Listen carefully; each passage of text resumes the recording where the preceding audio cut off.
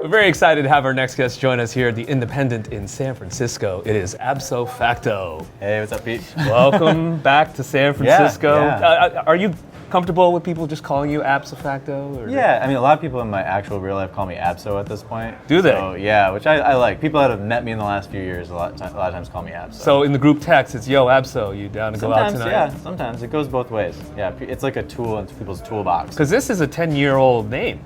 Yeah, I've had it for a bit. Yeah, it's been my like bedroom pop like internet project thing for a long time, and now it's just kind of becoming live and everything from here. I love how the internet has played such a big role in your life. Yeah. We'll touch on why people know you now, but Absofacto came from the internet. Yeah, it did. It was people fighting on the internet and someone trying to say ipso facto, making a really stupid point, and they ended with absofacto as if it just meant absolutely factual, and they were trying to say ipso facto, and I just liked it.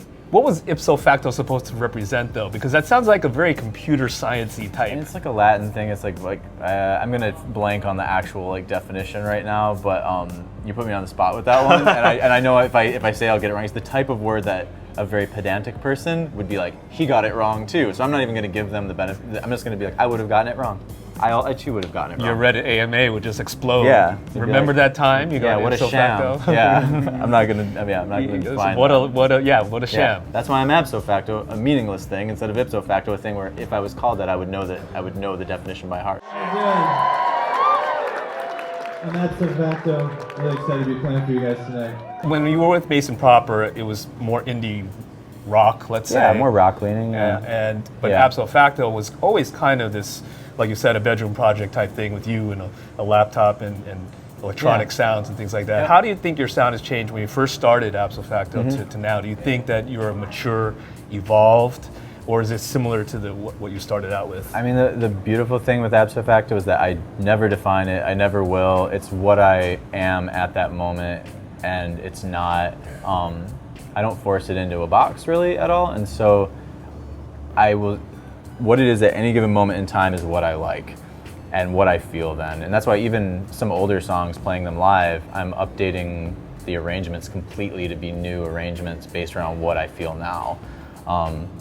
And for me, that just is the definition of feeling like it's an active, living artist that you can trust that it's also genuine because of that. When you first start out, you have all this enthusiasm, all these great ideas and things like that. Today, in 2019, what keeps you active and enthusiastic? Creatively, in my mind, the space that I go to make the Absofacto music is really it's something I protect, and I kind of understand what it is, and it's almost like going to another planet where it's untouched by time, it's untouched by, it's sort of a reflection of my life here, but it is a different place that I go, and because of that, I can always find something new there because it's ultimately just my imagination, kind of, and I just go deep into that. And I always feel inspired. I always say if I just finished every idea I have right now, that would be a lifetime of work if I never had another idea. What's interesting is that you've been doing this for so long and literally have flown under the radar for a lot of people until Dissolve. Yeah. And from what I understand, you didn't mind being that guy just slow and steady as she goes, right? No, yeah, I just, I didn't know if I would ever break through to like a wider audience, and as long as I'm making the music that's genuinely me, then I would be like living my artistic life in an honest way, and that's what's most important to me. And there's always been people who care deeply about my music, even if there's not a lot of them. So it's just fun to find out that if a lot of people get to hear my music, there's actually a lot more people that can love it. Was there any thought at any point in time where it's like, man, so-and-so's breaking out right now, and I got the goods too, and was there any frustration over the last 10 years? No, everyone's circumstance is different, and countless artists have risen and fallen. I've seen it a million times at this point, and it just has nothing to do with me, and it's a really toxic line of thinking to go down, to try to compare yourself to other artists' success.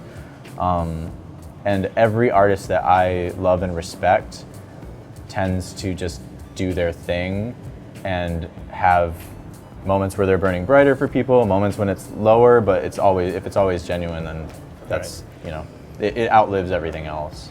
Now that speaks to Dissolve, because that song is 4 years old. Yeah, yeah. And then, like I said, technology has changed over the last 10 years, and it took TikTok for the song to get the exposure that it needed. Yeah. Are you bothered by that? No, not at all. I think it's one of the best things that's ever happened in my life to me.